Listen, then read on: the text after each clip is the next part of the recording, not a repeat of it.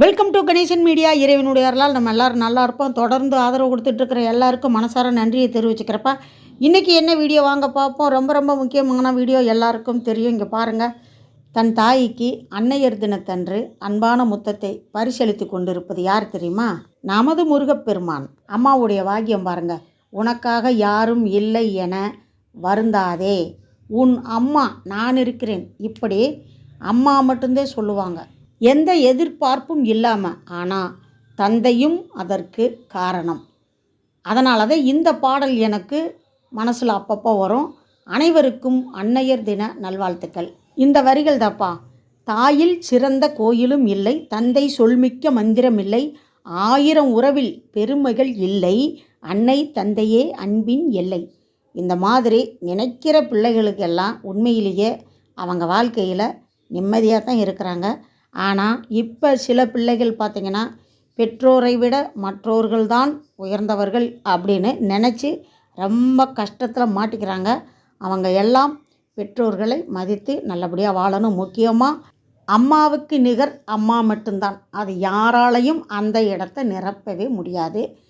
இந்த மாதிரி கருணை உள்ளம் கொண்டவங்கள் நிறையா ஆண்களும் இருக்கிறார்கள் அப்படிங்கிறத உணர்த்துகிற மாதிரி 4ஆம் நாள் நீர்மோர் திருவிழா ஆரம்பிக்கிறதுக்கு முன்னாடி இந்த உலகுக்கே தாயாக இருக்கும் அம்மா பாரத மாதா தாயை வணங்கிட்டு ஆரம்பிக்கிறாங்க. அதுதான் கரெக்டு. தன்னை பெற்ற அன்னையை வணங்குவது போல் நினைத்து என்றுமே அன்னை பாரத மாதா தாயை வணங்குறது அதுதானே கரெக்டு, அதுதானே சிறப்பு. அதை கரெக்டாக செஞ்சுக்கிட்டு இருக்காங்க. இந்த கருணை உள்ளம் கொண்ட நிகழ்ச்சியில் இன்றைக்கி சிறப்பு விருந்தினராக யார் கலந்துக்கிட்டாங்க அப்படின்னு பாரத மாதா ஆர்கே ராமலிங்க ஐயா அவங்க சொல்லுவாங்க. வாங்க பார்ப்போம். பாரதிய ஜனதா கட்சி சார்பில் வருடந்தோறும் இந்த தொடர் நீர்மோற்று நிகழ்ச்சி நடைபெற்றுக் கொண்டிருக்கிறது. இந்த ஆண்டு 4ஆம் ஆண்டு. இன்று பாரதிய ஜனதா கட்சியின் தென் சென்னை முன்னாள் மாவட்ட பொருளாளர் ஐ கருப்பையா அவர் பிறந்தநாளை முன்னிட்டு நீர்மோர் பழங்கள் வழங்கப்படுகிறது. அவர்கள் சார்பாக சிறப்பு அழைப்பதாக வர்த்தக பிரிவு மாநில செயலாளர் ஏடி ராஜா அவர்களும் மீச எஸ் நாகேந்திரன் அவர்களும் வருகை தந்துள்ளார். அவர் இருவரும் இணைந்து நீர்மோர் வழங்குவார்கள். ஸ்ரீதர் ஏடி ராஜா அவர்கள் உரையாற்றுவார்.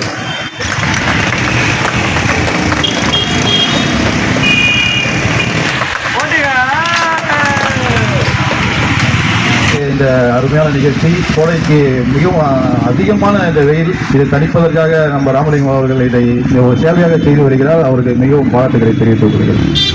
அடுத்து நீர்மோர் கொடுக்கறதுக்கு ஆரம்பிச்சிட்டாங்க, பழங்கள் கொடுக்க ஆரம்பிச்சிட்டாங்க. இந்த வீடியோவை ஒவ்வொரு நாளும் நான் ஏன் பதிவு பண்ணுறேன் அப்படின்னா, எவ்வளவு வேலைகள்லையும் இந்த வேலையை சிறப்பாக சந்தோஷமாக செஞ்சுக்கிட்டு இருக்கிறவங்களுக்கு நம்ம செய்கிற ஒரு நன்றி கடன். அதை பதிவு பண்ணுவோம். நல்ல விஷயங்களை செய்கிறவங்களுக்கு நம்ம சேனலில் பதிவு பண்ணணும் அப்படின்னு ஒரு ஆசையில் பண்ணுறேன். இன்னொரு விஷயம் என்னென்னா, ஆன்மீகம் கலந்தது சேவை செய்கிறதோட இப்போ இவங்க கொடுக்குற இந்த பழங்கள், இந்த நீர்மோர் எல்லாமே நினச்சி பாருங்கள், எல்லாருக்குமே ஆரோக்கியத்தை கொடுக்கறது. இன்றைக்கி இந்த நேரத்தில் இந்த வெயில் காலத்தில் தேவை அறிஞ்சு கொடுத்துட்ருக்காங்க. இவங்களை நம்ம ஒவ்வொரு நாளும் இதை போய் என்னத்தப்பா பார்க்குறது அப்படின்னு நினைக்கக்கூடாது. இன்றைக்கி எவ்வளோ பேர் கலந்துக்கிட்டாங்க, இது எல்லாம் உண்மை தானே.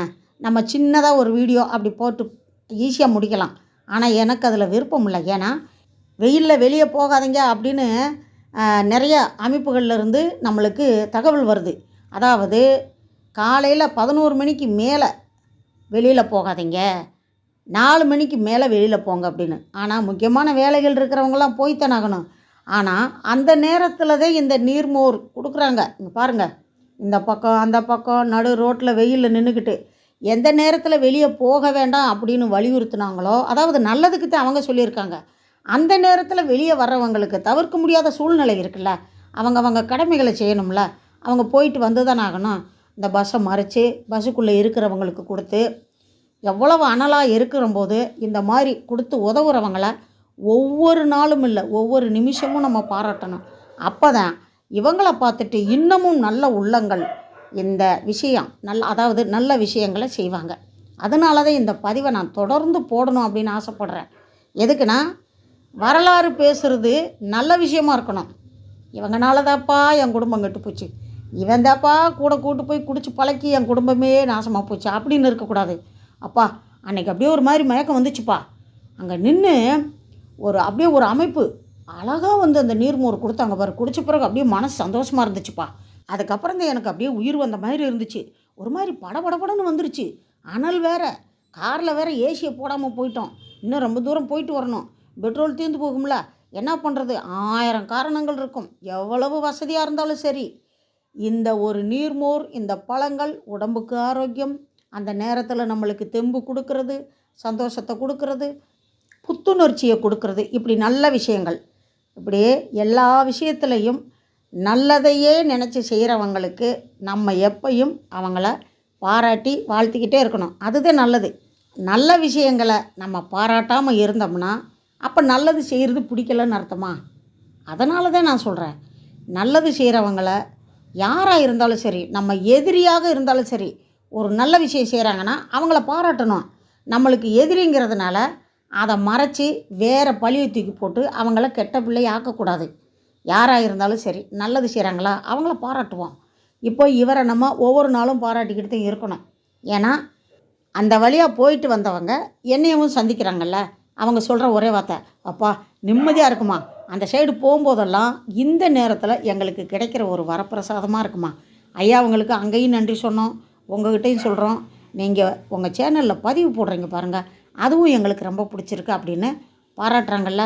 அந்த நல்ல உள்ளங்களுக்கும் என்கிட்ட ஃபோனில் சொன்னவங்களுக்கும் நான் மனசார உங்களுக்கு நன்றியவும் தெரிவிச்சுக்கிறேன். வீடியோ பிடிச்சிருக்குன்னு நினைக்கிறேன். முழுசாக வீடியோ பார்த்ததுக்கு ரொம்ப நன்றியை தெரிவிச்சுக்கிறப்பா. அடுத்த வீடியோவில் சந்திக்கலாம். அதுவரை பாய்ப்பா.